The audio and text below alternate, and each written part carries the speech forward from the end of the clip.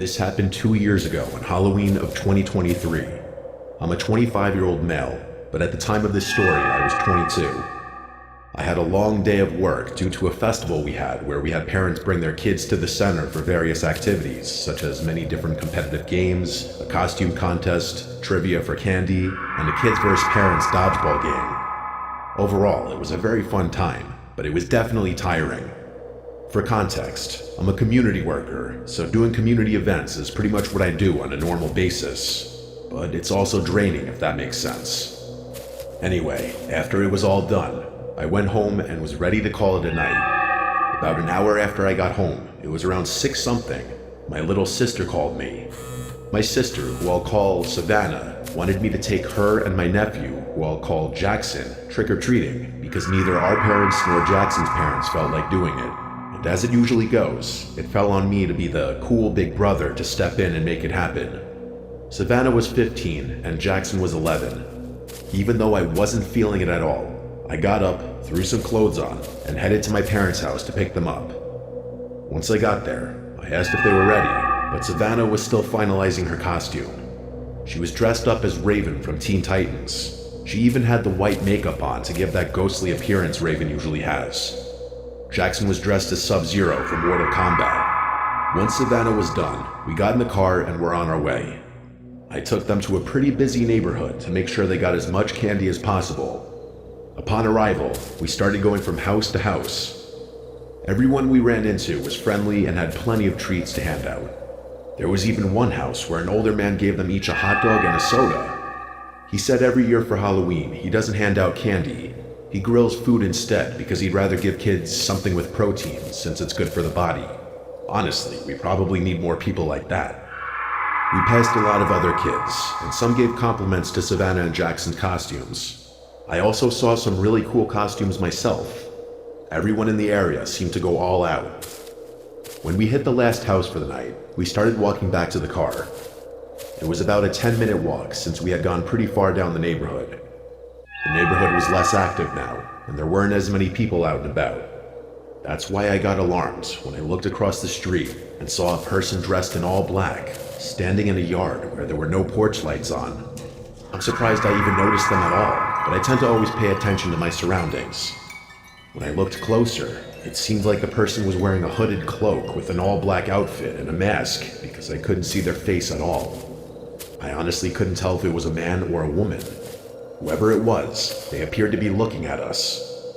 I told Savannah and Jackson to stay close to me and said, "There's a suspicious person across the yard. Look, but don't stare." I said that so they could see who I was talking about without encouraging the person to approach or follow us.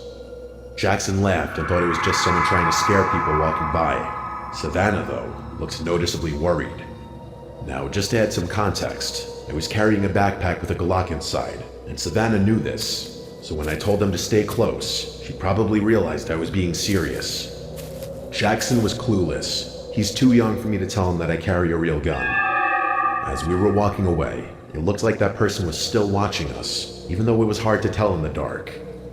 We were getting closer to the car when I suddenly heard heavy footsteps behind us, like boots hitting the concrete. I turned around and saw that same person again.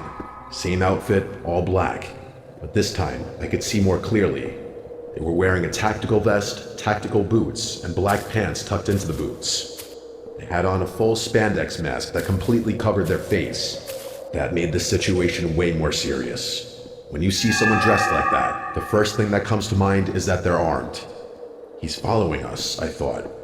I whispered to Savannah and Jackson, "I need you both to listen very carefully. Do not stop walking and do not look back. The person I mentioned earlier is following us. They're behind us right now. The last thing we want is to alarm them or set them off, so just keep your composure and keep walking." I mainly looked at Jackson when saying this because he's younger and might not fully understand how serious this was. Savannah understood completely. We kept walking and did occasional glances behind us. The person stayed the same distance away but was still following. When we got to the car, they were still coming our way. That's when I decided to make a bold move. I pulled out my Glock and pointed it at the person. I asked why they're following us. The person raised their hands, as if they didn't expect me to do that, then slowly removed their mask. It was a woman, and she looked to be in her 30s. She took her mask off but didn't answer my question. She just stared at me blankly. I asked again, still pointing the gun, "Why are you following us?" What she said next made no sense. In an almost robotic tone, she said, "I'm an undercover cop. I was told there was a break-in, so I came to check it out. That's why I was standing outside that house. But when you looked at me funny, I assumed you were the one who did it. So it would be wise to lower that weapon, or I could have you arrested for threatening an officer of the law." I hesitated, but then lowered my gun. What else was I supposed to do? I didn't want to risk an arrest or ruin the kid's night, but her story didn't make any sense. She claimed she got word of a break-in, so why would she just stand outside facing away from the house? How did me looking at her funny make her think I was the one who did it? Why would I break into a house and then casually walk through the neighborhood? And why was she wearing a hooded cloak? All these questions were racing through my mind, so I asked her, "If you're undercover, why are you in tactical gear? Wouldn't that kind of give away that you're law enforcement? And what's the point of the cloak?" She didn't answer. She just stared at me again, but this time her expression changed. There was something malicious in her eyes, like she was irritated that I didn't believe her and was deciding what to do next. Jackson and Savannah stayed completely quiet through all of this. Then she smiled this creepy, unsettling smile and said, "If you didn't have that gun, this night would have ended a hell of a lot different for you." Right as she finished saying that, I noticed 4 figures suddenly emerge from between the houses, walking toward us. All of them were wearing tactical gear, but without the cloak. I instantly told Savannah and Jackson to get in the car, keeping my eyes on the woman and the figures. Once I saw they were in, I got into and drove off. As I was leaving, the woman was still standing there, smiling. The others, 3 men and 1 woman, were not smiling. They had blank, emotionless faces, like they didn't even have souls. It's hard to explain. The whole car ride back was silent. I'm sure the kids were in shock, just like I was. I dropped them off, made sure they got in safely, then went home to process everything that happened. The thing I couldn't shake off was why they targeted us. The neighborhood was full of people walking around, so why us? I wish I could say it ended there, but it didn't. A few days later, I got a text from an unknown number. It was just a photo, no words. The picture was of my car, taken in the parking lot of my apartment complex. I contacted the police and told them everything that happened on Halloween night. They took the report, but they couldn't investigate unless a direct threat was made. Typical. Out of curiosity, and maybe stupidity, I went back to that same house where I first saw that woman. I knocked on the door, and a man in his 40s answered. I asked if they'd experienced a break-in on Halloween night. He looked confused and said no. He said he went to bed early because he had work the next morning and didn't notice anything strange. I told him what I saw, and he had no idea what I was talking about. I thanked him for his time and left. At that point, I already knew the undercover cop story was fake, but I wanted to do my own little investigation just to make sense of it. Whoever that woman and those people were somehow knew my phone number and where I lived. It makes me wonder, was that not a random encounter after all? Were they watching me for a while? Were they planning something that night, and my being armed threw them off? All those thoughts messed me up and made me feel paranoid for a long time. I had to go to therapy and install a Ring camera at my front door just to feel safe again. In case you're wondering, I haven't been contacted by any unknown numbers since. Nothing else has happened since that picture. 2 years later, I still think back on that night. Writing this out helps me a lot, and I'm trying to fully move on from it. But if there's one thing I want people to take away from this, it's to always watch your surroundings. You never know who might be watching you. It's easy to get caught up in something dangerous just for existing, so always stay safe and protected, because I can say with full confidence that being armed that night probably saved our lives.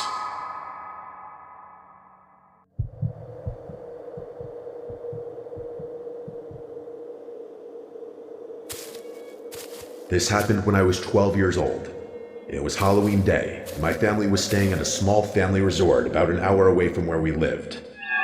My parents wanted to do something different that year instead of just walking around our neighborhood for trick-or-treating. The resort was holding a Halloween celebration that weekend with a bunch of activities, games, and even a haunted hayride.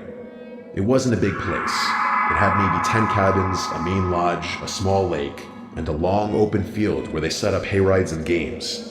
It was surrounded by woods on all sides. During the day, it looked normal, even kind of peaceful, but once it got dark, the woods looked black and creepy, and the resort felt a little too quiet. We checked in early that afternoon.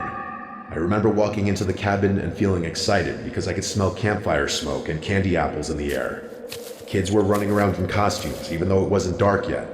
My parents said the hayride was starting around 7, and there'd be games before that, so I went off to play while they unpacked. They had booths where you could toss rings over bottles for candy, a costume contest, and even a pumpkin carving area. Everything was decorated with orange lights and fake spiderwebs. I met another kid around my age there. His name was Ryan. He was wearing a skeleton costume and said he and his parents were staying in the next cabin over from ours.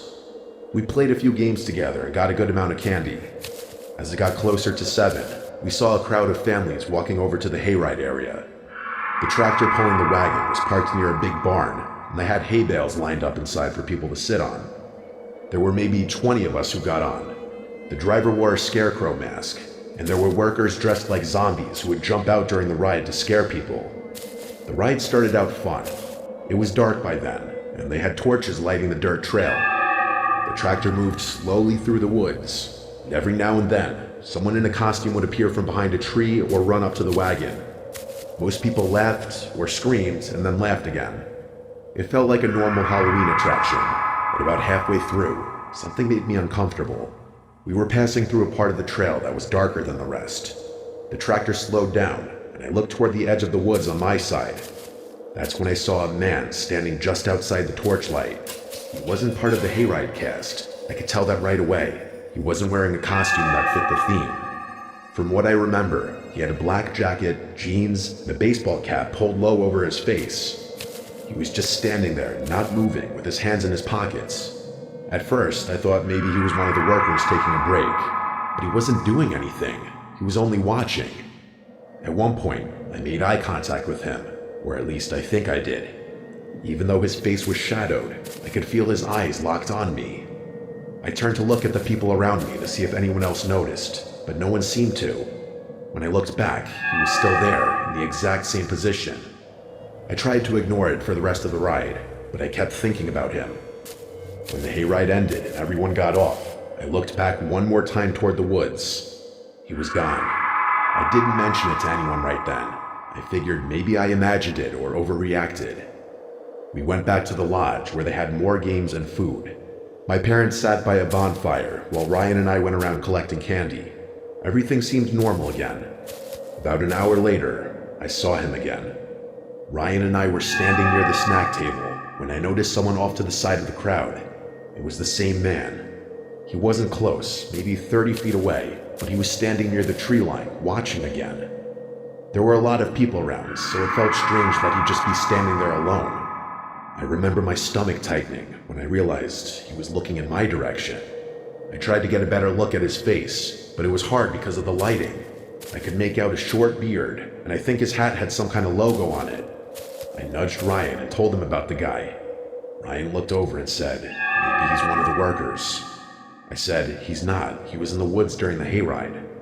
Ryan shrugged and said, "Maybe he's a dad." I wanted to believe that, but he wasn't talking to anyone, just standing there. A few minutes later, when I looked back again, he was gone. Around 9 o'clock, if I had to guess, most of the little kids had gone back to their cabins. The event was winding down, but Ryan and I still had energy. We decided to walk around the resort before going in. There was a trail behind the cabins that led into the woods. Ryan said we should go a little way in to do something scary for Halloween before the night ended. I didn't want to go too far, but we had flashlights and I didn't want to look like a coward. So we walked down the dirt path together, laughing and daring each other to keep going. The farther we went, the quieter it got. The sounds from the resort faded until it was just the crunching of our shoes on the path. We only went maybe 200 feet in when we stopped near a clearing. There was an old wooden sign nailed to a tree that said "private property." We started throwing small rocks at the sign and pretending to summon ghosts or something dumb like that. Then we both heard it. Footsteps. Heavy, slow footsteps coming from behind us, somewhere deeper on the path. We froze and turned around. Ryan whispered, probably another kid, but it didn't sound like a kid. Whoever it was walked with weight, like an adult. I shined my flashlight down the path. The light only went so far, and I couldn't see anyone yet.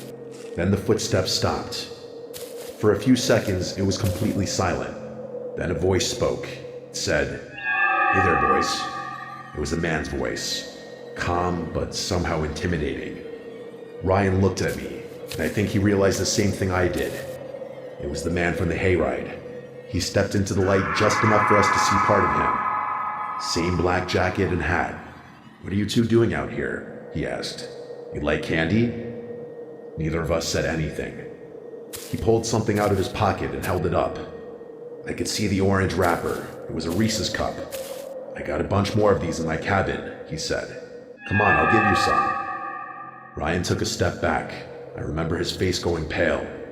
The man took a few steps closer and then said, "You don't have to be scared. It's Halloween. I'm just giving candy out.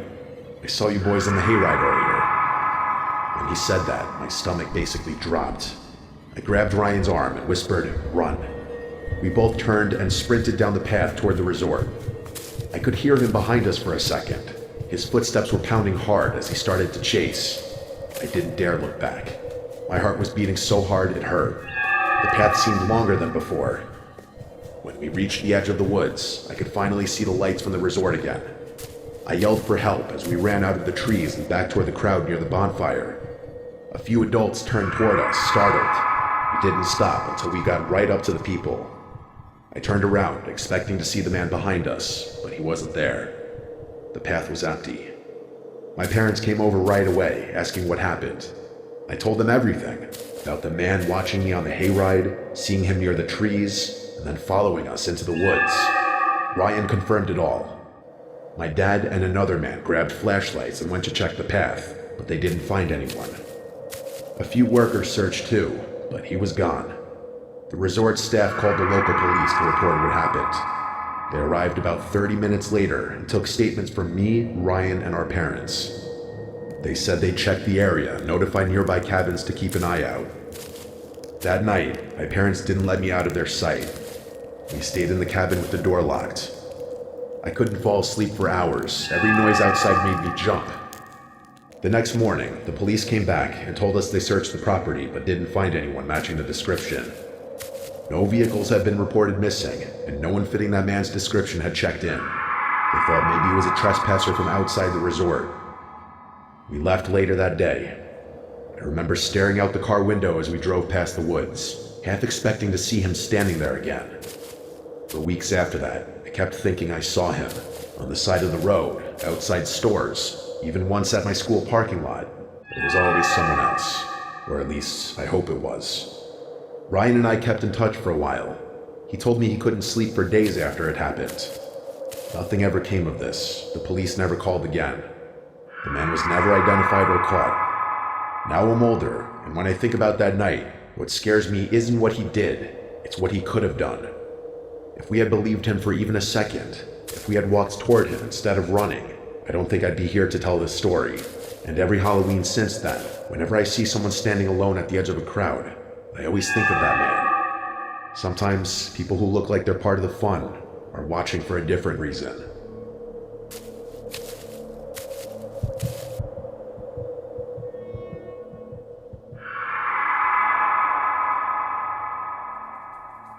My name is Roger, and this happened to me on Halloween night 3 years ago.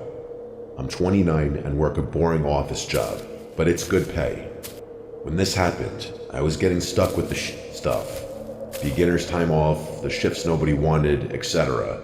So when Halloween, my favorite holiday, rolled around, I was actually quite excited.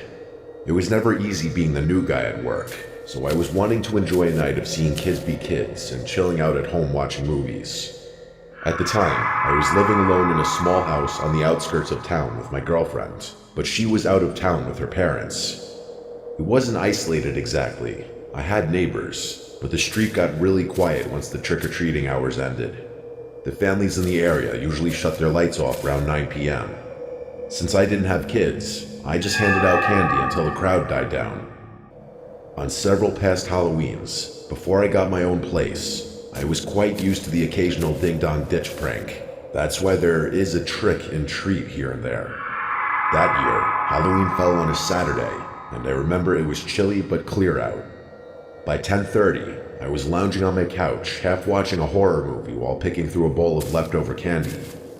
I hadn't seen anyone in about an hour, so when I heard a faint knock at my side door, I assumed it was stragglers.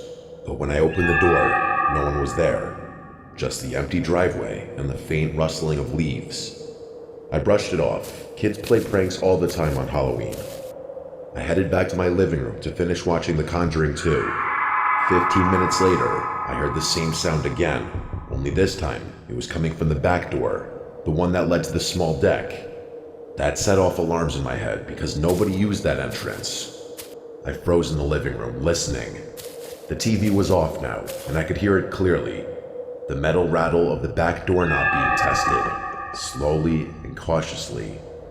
Whoever was trying my door was either checking if it was locked cautiously or believed it was unlocked and trying to be quiet. I crept into the kitchen, staying low, and that's when I saw him through the window. A man was crouched down near the door, wearing dark clothes and a cheap, cracked Halloween mask pushed up on top of his head. In his hand, he held a crowbar. He wasn't trying to hide. He was deliberate and calm, like he knew I was inside and didn't care. I backed away quietly and grabbed my phone, whispering to 911 what was happening. The operator told me to stay on the line, lock myself somewhere safe, and not to engage. I didn't want to make noise by slamming the doors upstairs, so I stayed crouched at the top of the steps, clutching a kitchen knife, whispering updates. I peeked down and saw the man move away from the back door. That's when I heard the faint pop of a window screen being pried off. He was at the basement window now. I whispered to the dispatcher, "He's at the basement." My voice was shaking. She told me officers were already on their way. Then came the worst moment. I heard glass crack. He was breaking the window. My blood ran cold, and it wasn't just a smash and grab. He knew I was there, and most burglars typically don't try to enter a home where they know someone's still inside. Minutes felt like hours. The dispatcher kept me talking quietly to make sure I was still okay. I heard footsteps crunching outside. The man was circling the house again. Then, headlights swept across the blinds. Relief flooded me as flashing red and blue lights pulled up in front. The man bolted. I watched him sprint across my yard, but he didn't get far. The officers tackled him just past my driveway. I didn't even realize I was shaking until I saw one of the cops leading him back in cuffs. That's when I saw what he'd been carrying. The crowbar, duct tape, and zip ties stuffed in his bag. This wasn't a burglar looking for valuables. This guy had a plan, and it was something far worse. The police told me he had a long record of breaking into homes, and that he was suspected in some other cases where people had gone missing. To this day, I hate being home alone on Halloween. It's supposed to be about scares and fun, but whenever I hear footsteps or knocking outside at night, I can't help but remember everything about this night. The part that chills me the most is if the police had been just 5 minutes later, I might not be here to tell the story. The police later followed up weeks later. They told me what they found in his backpack. He had a Colt .45 handgun, several kitchen knives, and rope.